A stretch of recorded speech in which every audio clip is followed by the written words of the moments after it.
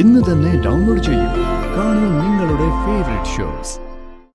എന്റെ ഭർത്താവ് പുറത്തു പോയി കഴിഞ്ഞാ നല്ല ഭക്ഷണേ കഴിക്കാവൂന്ന് എനിക്ക് നിർബന്ധമുണ്ട്. അതുകൊണ്ടാ ഞാൻ ഇങ്ങനെയൊക്കെ ചെയ്യുന്നേ. ദേ ഇതെടുത്ത് വണ്ടിയിലോട്ട് വെക്ക്, എന്നിട്ട് കൃത്യസമയത്ത് തന്നെ എടുത്ത് കഴിക്ക്. അല്ലാതെ താൻ സമ്മതിക്കല്ലേ? അതെങ്ങനെ സമ്മതിക്കാം? ഇത് വണ്ടിയിൽ ഇരിക്കുന്നുണ്ട് എന്തെങ്കിലും ഉപദ്രവം ഉണ്ടോ? അവിടെ ചെന്നാ ഒരു പ്യൂണിനോട് ഇതെടുത്ത് വെക്കാൻ പറഞ്ഞാ പോരെ? അവര് വേണമെങ്കിൽ വിളമ്പി തരുകയും ചെയ്യും. വെറുതെ കുറുമ്പ് കാണിക്കല്ലേ. ഇതങ്ങോട്ട് പിടിച്ചേ. പിടിക്കാനല്ലേ ഞാൻ കൊണ്ടുപോകില്ല. എന്താ ഇവിടെ? ഇത് കണ്ട മുത്തശ്ശി, ഇയാൾ ഈ സാധനങ്ങളൊക്കെ എന്നെ കെട്ടി ഏൽപ്പിച്ച് ഓഫീസിലേക്ക് കൊണ്ടുപോകാൻ പറയാ. ഈ സാധനങ്ങളല്ല ഉച്ചക്കുള്ള ഊണ്, അങ്ങനെ വേണം പറയാൻ. അത് നല്ലതല്ലേടാ. അല്ലെങ്കിൽ തന്നെ ഓഫീസിലെ കാര്യങ്ങൾക്ക് പോയാൽ നീ കൃത്യസമയത്തൊന്നും കഴിക്കില്ല.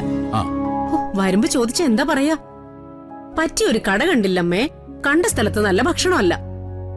ഇതിപ്പോ യാതൊരു സംശയമില്ലല്ലോ, മോളുടെ കൈകൊണ്ട് ഉണ്ടാക്കി തന്നുവിടുന്നതല്ലേ. അത് പിന്നെ മോൾ എന്ത് ചെയ്താലും അമ്മയും മുത്തശ്ശിയും ഇവളുടെ പക്ഷത്തിൽ നിൽക്കൂ. ഈടാ മരക്കഴുതേ, ഭർത്താവ് ഓഫീസിലേക്ക് ഇറങ്ങുന്ന സമയത്ത് ഒന്ന് ചിരിക്കാതെ മുഖം കയറ്റി പിടിച്ചു നിൽക്കുന്ന പെണ്ണുങ്ങൾ ഒരുപാടുണ്ട്. അവിടെ ചിരിയോടെ മുന്നിലെത്തുന്ന, ഉച്ചയ്ക്ക് കഴിക്കാനുള്ള ഭക്ഷണം റെഡിയാക്കി അത് നിന്നെ ഏൽപ്പിക്കാൻ നിൽക്കുന്ന രാധിക മോളെ തൊഴുകയാ വേണ്ടത്. എന്നാ പിന്നെ ആയിക്കോട്ടെ. അടിയൻ തൊഴുതിരിക്കുന്നു. തൊഴുന്നത് വാങ്ങിച്ചോണ്ട് പോകുന്നൊക്കെ കൊള്ളാം. കൃത്യസമയത്ത് കഴിച്ചിട്ട് എന്നെ വിളിക്കണം. ഇന്ന് മുതലൊന്ന് നേരെയാക്കാൻ പറ്റുമെന്ന് ഞാനൊന്ന് നോക്കട്ടെ.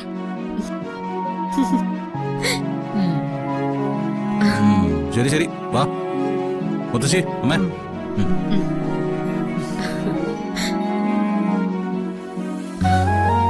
വരുണിന്റെ ജീവിതത്തിന് ഇപ്പോഴാ ഒരു താളം ഉണ്ടായത് അല്ലേ പത്മിനി? അതെ അമ്മേ, ഇപ്പൊ ഏത് നിമിഷവും അവന്റെ മുഖത്ത് പറ്റാത്തൊരു ചിരിയുണ്ട്. അതവന്റെ മനസ്സ് നിറഞ്ഞിട്ട് തന്നെയാ. പത്മിനി, കുറച്ച് കറങ്ങി തിരിഞ്ഞെങ്കിലും ദൈവം അവനെ കൊണ്ടു ചെന്ന് എത്തിച്ചത് അവളുടെ അടുത്താ. ഒരു വരം കിട്ടിയതുപോലെയാ കണിമംഗലത്തുകാർക്ക് അവളെ കിട്ടിയിരിക്കുന്നത്. അവരുടെ സന്തോഷം എന്നെന്നും നിലനിൽക്കാൻ പ്രാർത്ഥിക്കാം.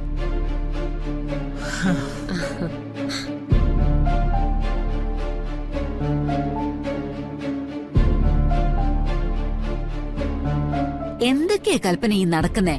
ഒരുത്തി ചോറ് കെട്ടി കൊടുക്കുന്നു, വേറൊരു കൂട്ടൊരു ഭാഗ്യത്തിനെ കുറിച്ച് പറയുന്നു. നമ്മളൊക്കെ ഇവിടെ ഉണ്ടെന്നുള്ളൊരു ചിന്ത പോലും ഇല്ല ഇവിടെ ഉള്ളവർക്ക്. കണ്ടിട്ട് എനിക്ക് തലയ്ക്ക് ഭ്രാന്ത് പിടിക്കാ ചെറിയമ്മേ. പൊക്കി പൊക്കി ഇത് എങ്ങോട്ടാ കൊണ്ടുപോകുന്നേ അവളെ?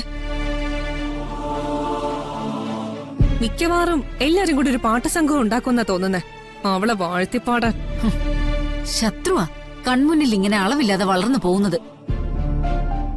എന്തെങ്കിലും ഒന്ന് ചെയ്തില്ലെങ്കിൽ മര്യാദയ്ക്കൊന്ന് കിടന്ന് ഉറങ്ങാൻ പോലും പറ്റില്ല. തുള്ളി കളിക്കട്ടെ ചെറിയമ്മേ, ഒരുപാടൊന്നും ഇത് നീണ്ടു പോയില്ല. ഒരു ചെറിയ കാരണം നമ്മുടെ കയ്യിൽ കിട്ടിയാ മതി, അവളുടെ തലയില് നമ്മള് തീയിടും.